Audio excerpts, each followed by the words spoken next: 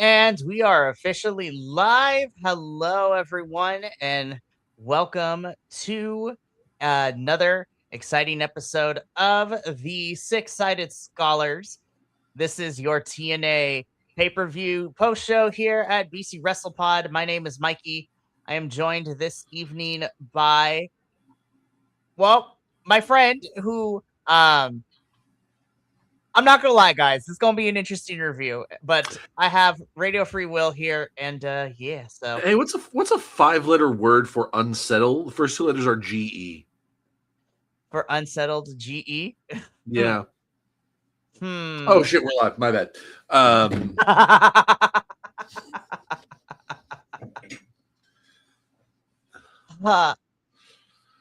It's I'm not gonna lie, guys. This is gonna be an interesting one to get through because prior to this, while I had my ups and downs with Sacrifice, I actually did enjoy the show.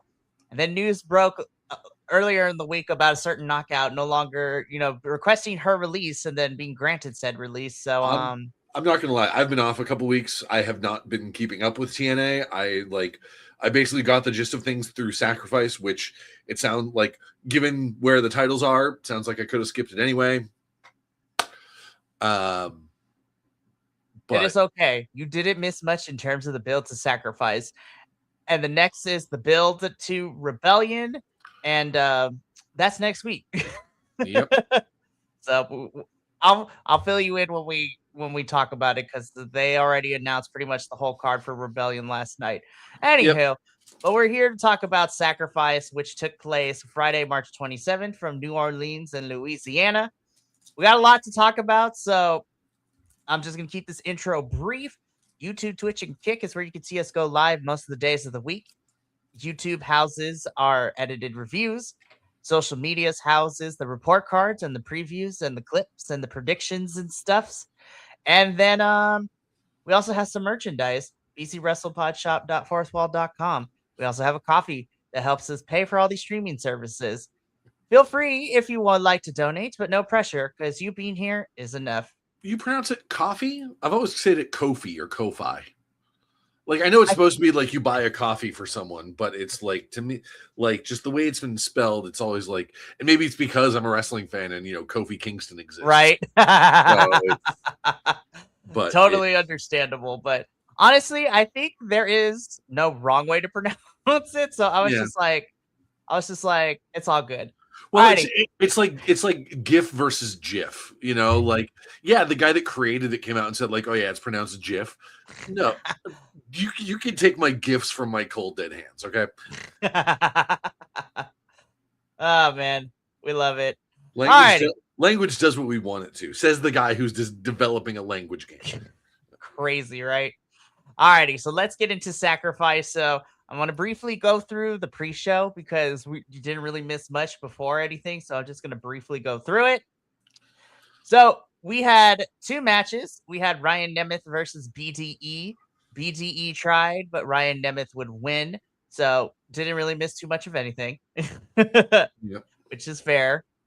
The System and Order 4 had a sit down and created like an uneasy alliance. I was like, this is going to blow up in their faces real quick, and I'm excited to see it. So we had a whole sit down. It's going to blow up, and it's going to be glorious to watch. Tessa Blanchard and Jody Threat had a match. Tessa Blanchard wins, ends up tying Jody Threat with some cable wires after the match. And that led to their bunkhouse brawl match that happened this past Thursday, which was actually really good. I really appreciated it, and it was pretty fun on last night's episode of TNA. Also, it seems that Tessa is stuck in the Undead realm, so that's also a new development, which is crazy to talk about, which tune in next Thursday to hear our thoughts about the continuation of Rosemary's story and the Undead realm coming back, which is, I'm actually excited for that. So that is what you missed on the pre-show. Alrighty. So now let's get into this main card.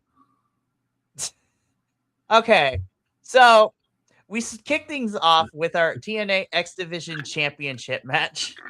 That picture of Eric Young still gets me. It really be out here. You really listen. Say what you will about the whole story going into this, but Eric Young will always give us good content. It's like it is. It's giving like someone just explained to him exactly what a colonoscopy was. You know, it's He's in the middle of one apparently from the yeah. picture of his face. I'm sorry, what? Like, oh, It goes how far up? as is going in. But yeah, so Eric Young, like, thank you for providing us good chuckles. But we kicked the main card off with our TNA X Division Championship match, Leon Slater versus Eric Young. Eric Young technically is cashing in his Feast or Fired match here, his briefcase to get this match against Leon Slater. The storyline going into this is that using Leon Slater having visa issues and kind of playing it into the story, Eric Young is out here trying to expose the frauds of TNA, and he thought, he was going to expose Leon Slater as a fraud in this match. I don't know if he exposed him as a fraud. He did take a good chunk out of Leon's leg, though, by biting it. I was just like, Eric Young, what are we doing? Like, what is happening? But anytime I see someone biting someone in a wrestling match, my brain goes to Ace Ventura when nature calls. I didn't know the whatever tribe he mentions there were biters. I was like, Eric Young, why are we biting Leon Slater? But okay.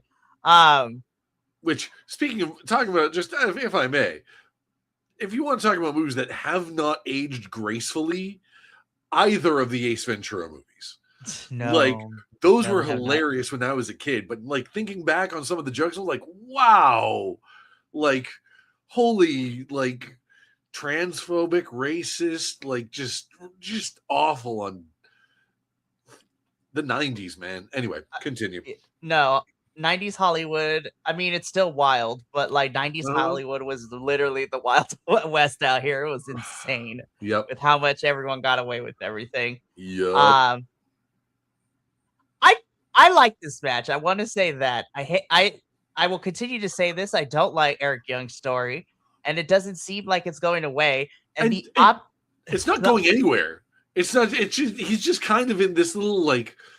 If this was building to something, like okay, yeah, actually, you know what it is? I think the original plan was to have this build to something, but every person that they were going to build it towards ended up taking a contract with WWE or AEW. They're out of here. So now he's either that or left TNA to join WWE or AEW. So now he's just kind of in this holding pattern of like, it's coming. The cleanse is coming. Someone's coming. Like something important is coming. No, it's not. No, it's not. Nothing is coming, Eric. Give up the ghost. Okay? As the kids say, give up the ghost. I'm going to talk about Eric Young when we get to a certain part of the show because the only thing that's coming based on this picture here is Eric. I mean, listen, it is important that everyone gets a colonoscopy, aka also get their prostate exam when they reach a certain age for those menses. Yep. And it's like, we don't joke about that. But what I am going to joke about that is that, again, this picture, I don't know, Eric Young, listen, there is no shame if you're enjoying it. Absolutely. Leon Slater retains the championship. Overall, I do, again, like I said, I did enjoy this match. I thought the in-ring was solid enough. I'm happy to see Leon actually finally get to defend his title again after being away for a good chunk of January and February due to visa issues. And Leon Slater's going to have his work cut out for him because I am 50-50 on whether he's walking out of Cleveland, Ohio next week as still X Division champion, depending on how the rest of it goes. But Rebellion, Leon Slater will be taking on Cedric Alexander. So I'm 50-50 on how that's going to go. So we're going to see how that work out. Also, Eric, we're going to talk about you a little bit later because I'm going to talk about what happened on yesterday's episode because the optics of what you are doing is not looking great for you. So we're going to talk about that when we get there, though. But Leon Slater retains. This is a pretty decent way to open up the main card. Moving on. I want to give flowers to AJ Francis because I feel like nobody gives this man his flowers. I mean, We do. You like, do, Will. with the, like present company excluded, of course. Right. I want to give AJ Francis his flowers. His character, you could take it or leave it. But I do believe he's done he's done some really good work here in TNA since leaving WWE. This is a tag team match. There was lots of tag team matches in this event, but this one was the flavor of Elijah and Hometown Man versus Franklin Kazarian over here and AJ Francis. The story going into this, they be fighting. That literally is how we got here. They literally be beefing and fighting. Yep. So, it's like, what's the storyline going in here? I don't know. We need another match for the card. Fight. No, literally, that's what it is. This is like we needed to fill out the card. We needed to get as many people as we could on this thing. So, the match itself, it was decent. It was fine. I felt like this match belonged more on a Thursday episode than a pay-per-view, if I'm being completely honest. But hey, I'm not going to complain. I like Hometown Man. He's great. AJ Francis is good. Frankly, Kazarian can still go into the ring. Still hate your character. And Elijah is Elijah. So, didn't hate it. Thought it was okay. I was very interested and kind of happy that AJ and Frankie won this match. So I was like, all right then. Love that.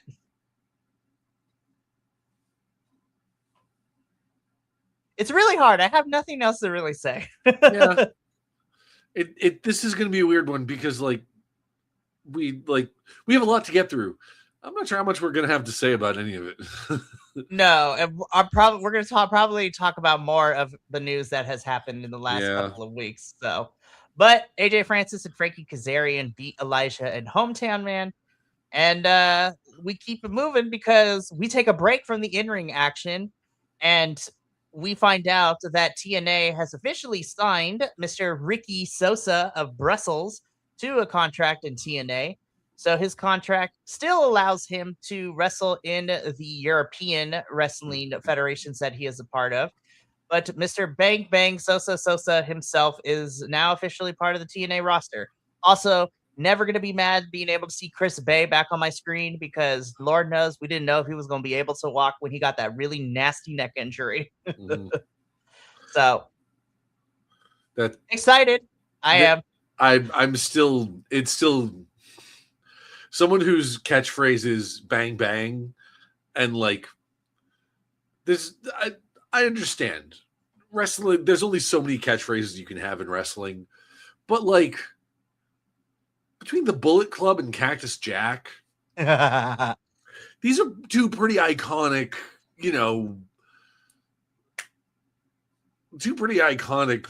forces in professional wrestling. Come on, bud.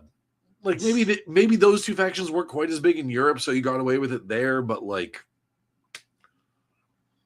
I also think because it is part of his theme song, so it's just that's probably where it came from. Also, yeah. I think he has a lot of, knock on wood, he has a long time to kind of workshop it and refine it. He is only 21 years old, so. Okay. So, now, but this is where I bring up Eric Young again, because the optics of what Eric is doing is kind of insane.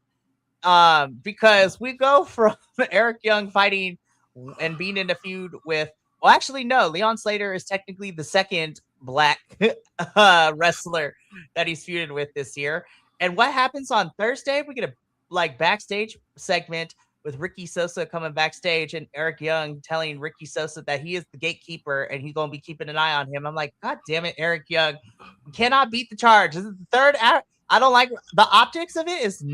I'm not vibing with it. I was just like, Eric Young is just fighting all of the black talent. It's not great. If he's going to keep calling himself the gatekeeper, we need to get a really good comedy act. We need to get someone from Mystery Wrestling to sign a contract with TNA so that way when he says, I'm the gatekeeper here, this new whatever comedy wrestler comes in says I am the keymaster. Are you the gatekeeper? There is no Dana, only Zool. Zool, motherfucker. Sorry. We're far enough in. I can curse. No, so the optics is not looking great for Eric Young. I was just like, sir, you cannot be the gatekeeper because gatekeeper means that anybody has to fight you. So far, you have fought BDE, Leon Slater, and now you're about to enter a feud with Ricky Sosa. So, yeah. But yeah, Ricky Sosa is part of the TNA roster, and that's cool and everything. Um, we'll see how this goes for him.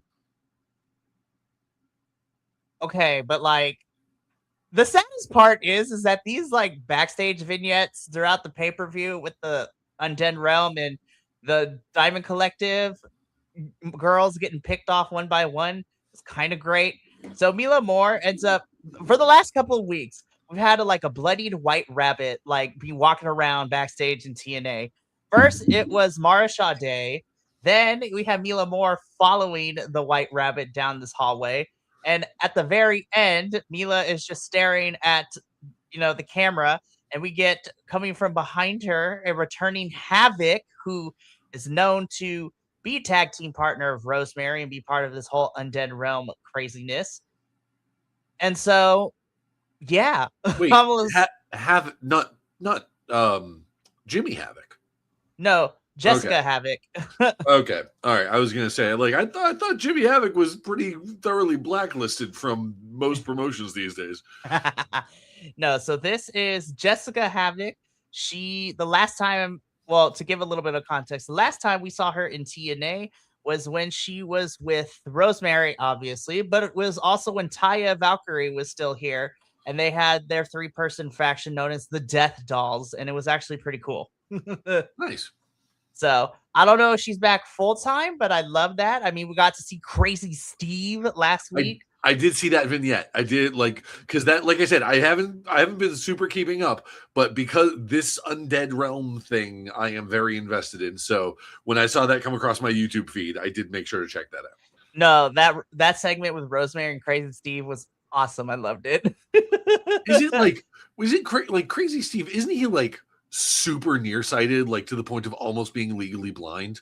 Yes, his vision is so bad, and it's going to continue to get worse from what he said in interviews. Yeah, but man, it's like Stan. He's just the modern Stan Hansen with better makeup. You know that about Stan Hansen, right? I do. That's why his lariats always looked so gnarly. He just kind of swung and hoped you were there. Like if I swing with enough proximity. Yeah. So again, Mila Moore is kind of taken out by Havoc. I mean, she would be back on the Thursday episode, but I'm very intrigued. The Undead Realm and whatever we got going on with Rosemary is the best thing, but it's sadly the best thing. I was just like, it is the kernel of corn in the crap. It is. So this is not the last time we will be seeing this red filter and these lights be going on, because the White Rabbit was a busy bunny throughout this whole entire pay-per-view. But we keep it going though, because okay, this is where all the content's gonna come, because we got a lot to talk about this one. So we got a triple threat match for the TNA Knockouts Championship. This is our champion, NXT star Ariana Grace, the daughter of Santino Marella, in a triple threat. And this match was made because Liang Li was, a rematch clause as the former champion. And Danny Luna is in this match because she was supposed to fight Liang Li at Genesis, but visa issues did not allow her to. Still don't understand why Danny had to win another battle royale to get to this position. I was like, she should just be getting a match anyways, because she won it before. And so we got a triple threat. I knew there was going to be some bullshit in this match. And bullshit there was, because Danny Luna had dead to rights to win this, and then stupid Stacks ruining everything. I'm just like, gosh darn it. It's annoying as hell. Fucking Stacks. I'm like, damn it. Not only is he not a great wrestler, he's also named after the most annoying Magic the Gathering strategy. What the fuck? Oh, you're gonna hate. Well, I mean, you're gonna hate this too, because like, trust me, Stacks and Ariana are annoying here. They're really annoying in NXT too, especially now that they have their little faction going on, because their faction is all they have. It's a 5-person faction. It is made up of like the kids of like Oh yeah, wrestlers yeah, who've yeah. been in this business. Still hate the name Birthright. It's really stupid. So it's Well, I crazy. mean, it's after credit where it's due, they have learned the lesson that so many other wrestlers have failed to learn is you don't have a faction with the word new in it. Like, because just like you had the new Rockers and the new Midnight Express and the new whatever, like, excuse me, the exception to that rule, of course, being the New Day, because they were the original the New Day. It's not like there was a faction just called the Day and then they were the New Day. Right. And so, yeah, Birthright works better than the New Legacy. Am I wrong? No, you are not wrong. Oh my goodness. Yeah, they're annoying in NXT too, but I was really annoyed with this. I was just like, how much longer are we gonna have to see Ariana hold this title? It makes me mad. So I do want to say, when this match was over, I was like, all right, well, hopefully somebody. I mean, I was like, all right, Lee, you had your chances, so it's just like whatever. And then I was just like, hopefully they give Danny another shot. Well, fast forward to earlier this week, where I learned that via Fightful and other wrestling news outlets that Danny Luna had requested her release from TNA, and TNA granted her release. And I'm just sitting here and I'm just like, damn, TNA, you just let that one go. I was like, I was like, how do you let Danny Luna go? I was just like, that means you had How no they let plans for Danny her. Luna go? That means they let Danny Luna go the same way they let Mance Warner go, the same way they let friggin' Jake Steph, something go. Jake something, the Rascals, like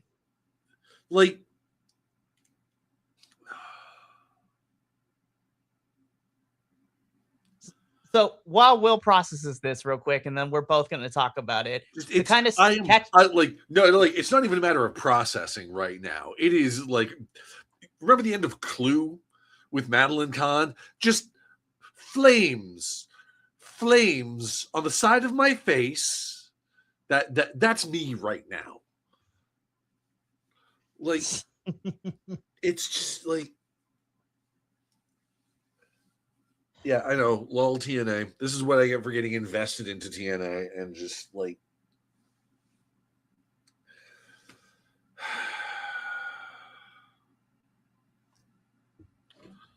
just the last thing I'm going to say on the matter is someone give her Tony Khan's number. Seriously. I've already hashed it out before we started, but I'm mad at TNA for letting her go, but I'm happy for Danny Luna because wherever she ends up going, she is going to be an asset. 100%. And yeah. I think AEW could definitely add her to the roster. Oh yeah. Oh my god. Okay, I know Tony Storm is out for like basically for the foreseeable future, but can you imagine that match? Danny Luna versus Tony Storm? That would be crazy. And then if we're just looking at the way that Danny is built, like a brick powerhouse, like I'm also imagining her versus Jamie Hayter, her versus Megan Payne versus Marina Shafir. Yes. And now no. I wouldn't put her against Marina Shafir. I would put her in the Death Riders. Oh my gosh, Danny Luna would be great in the Death Riders. So, but yeah, it frustrated me, but then I was like, she's gonna be okay because she's gonna be great wherever she ends up going next, and I'm gonna follow Danny because she's fantastic. Yep. But damn it, TNA, LOL TNA, you just hate success, man, and you had something really cool with her. It's like they're playing football and just be like, the goal is to drop the ball, right? I don't know, man.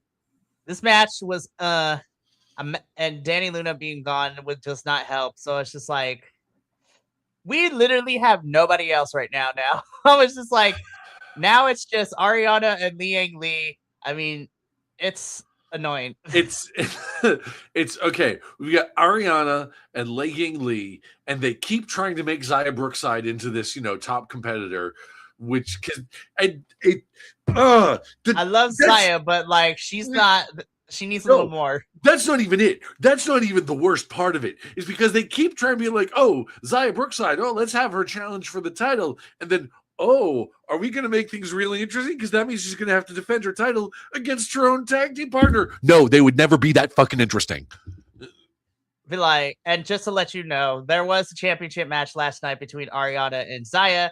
Zaya ended up losing because once again, Stacks got involved, which led to, again, the rematch is Ariana and Lee at Rebellion next week. I was just like, I can't believe I'm saying this, but I was like, Indy, are you coming back anytime soon? And I was just like, I don't like that prospect either. But I'm like, TNA literally shot themselves in the foot. We don't have anybody else.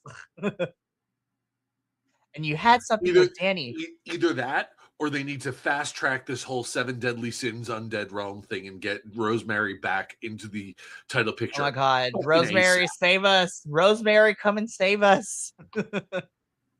Seriously. Anyways, we're going to move on because we can be here all night. I don't want to. I'm already sad. So it is what it is. Speaking of Rosemary, I'm not going to lie. I kind of would like to see Rosemary and Mara Sade like pair up a little bit. I think this is so interesting. And, Mara Sade has grown on me. We're going to talk about her a little bit later. But yeah, this was a really fun backstage. Mara is just like, Rosemary, like, I know you creepy, but I'm not necessarily like, I was like, you kind of cool in your weird way. So I was like, there's a budding friendship here and I'm not mad at it. This would be great.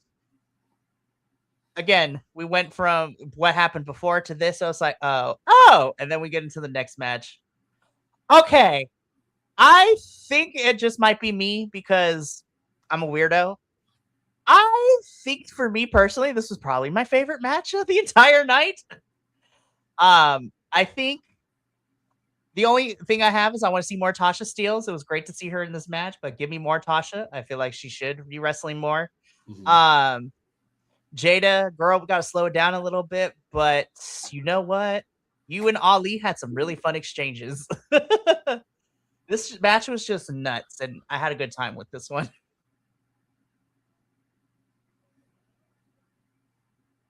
I'll take your word for it. Like I said, I didn't see it. I don't really have much to say about this. I mean, like based on the card, yeah, I can see this being a fun match. It was a fun match. Ali and Tasha would end up winning, and this sets it up because Ali and Trey are going to fight for the international championship at Rebellion, so that should also be a really good match. Moving on. Why did we put this on the card if it wasn't even going to happen? We got some DQ bullshit. The match did not even start because Special Agent Zero came out and destroyed Moose, and we didn't even get this match. I was just like, why? Like Maxine Waters, why are we wasting my time? I was so mad. I was just like, whatever.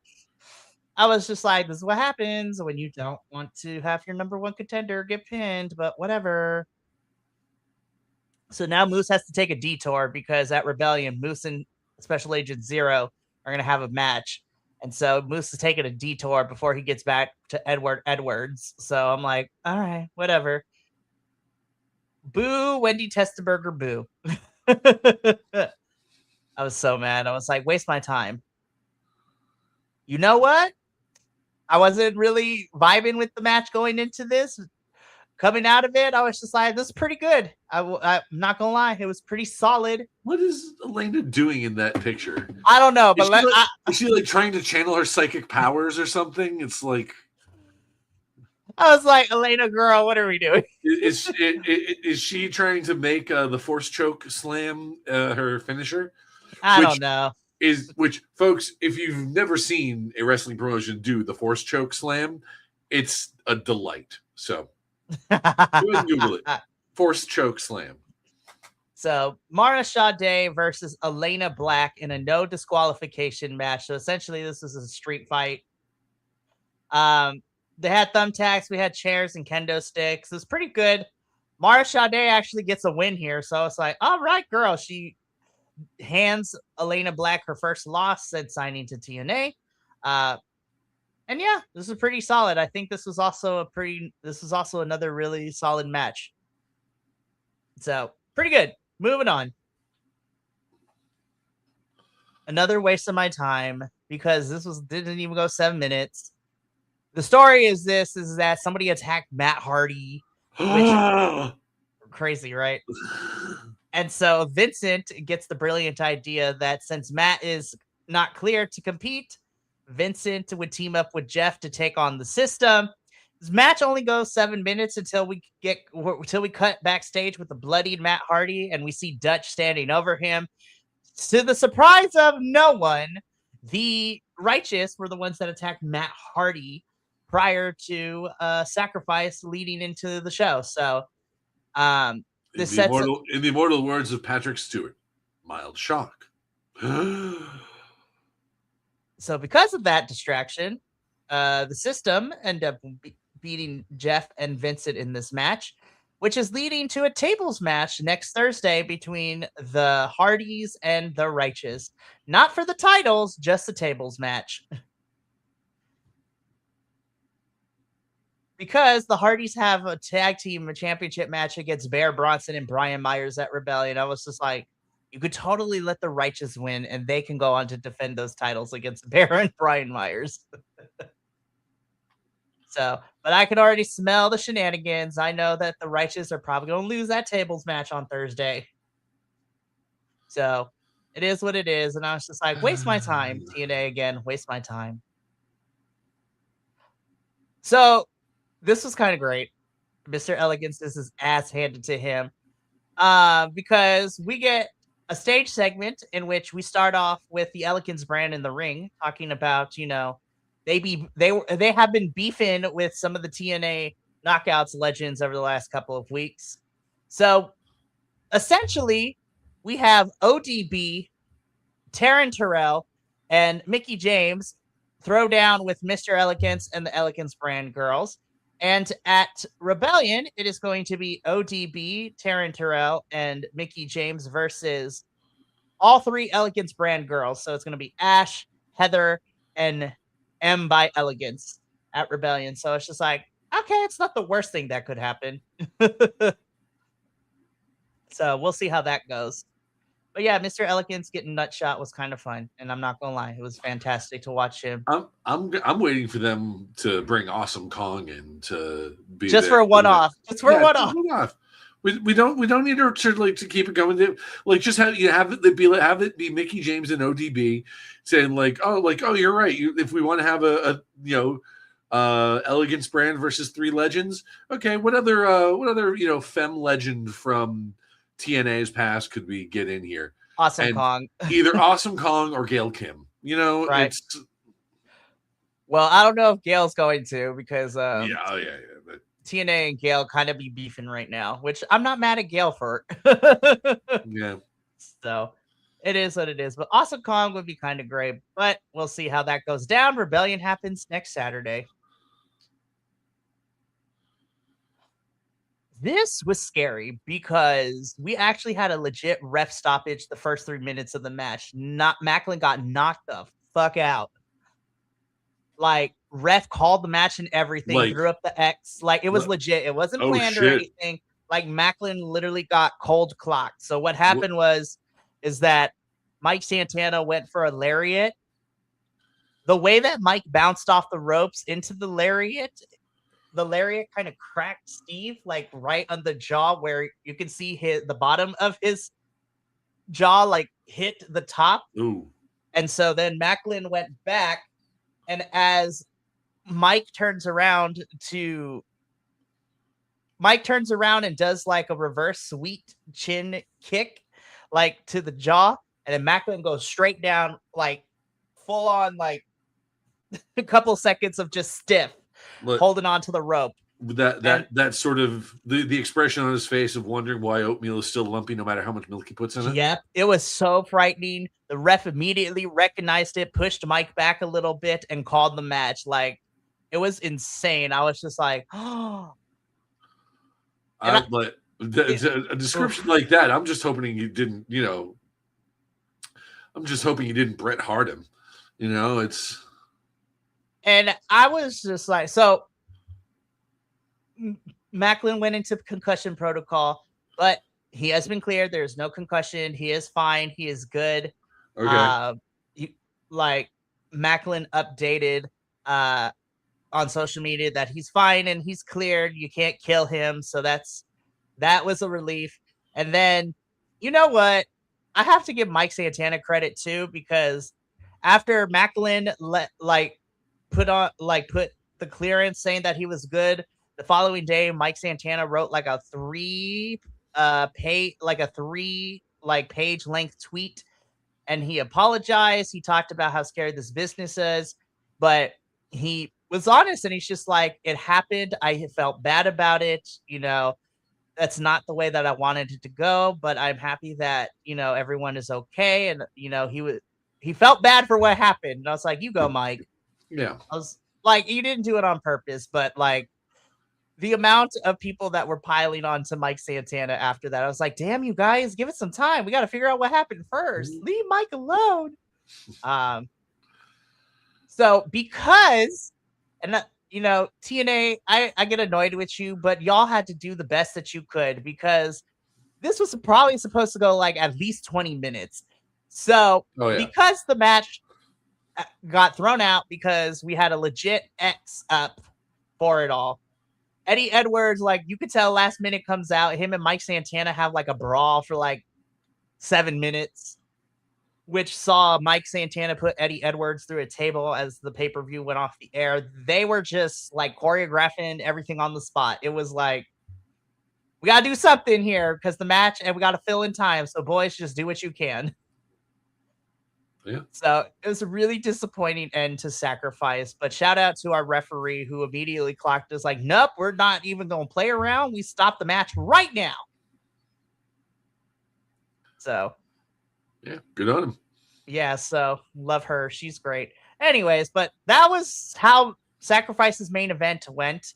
The main event got stopped due to actual injury, and then Mike and Eddie Edwards brawled with Mike Santana standing tall to end the show. Yeah, Sacrifice was the thing that happened. In hindsight, leading into this week, I thought this was a pretty decent show. I will say it was definitely better than not Sacrifice. It was definitely better than No Surrender, but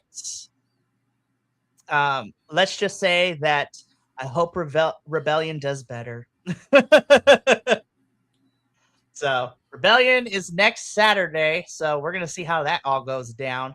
But yeah. The only other updates that I have from TNA is, again, the Undead Realm continued to get explored on Thursday. Some pretty solid matches. Jody Threat and Tessa Blanchard's bunkhouse match was pretty good. I thought it was really solid, and I think that's probably because it was the first ever Knockouts bunkhouse match, and I thought they did really good. Tables match next Thursday between the Hardys and the Righteous. Tessa Blanchard is now stuck in the Undead Realm for some reason, so who knows where that's going to develop. With the Sinister Minister. I saw him Exactly. I was just like, oh shit, we bring in him. I was like, ooh, okay, the plot thickens, as the kids say. Somebody looked Billy Corgan in the face and went, ah! No. So, Will, thank you for being here to just let me vent about Sacrifice. Yeah, of course.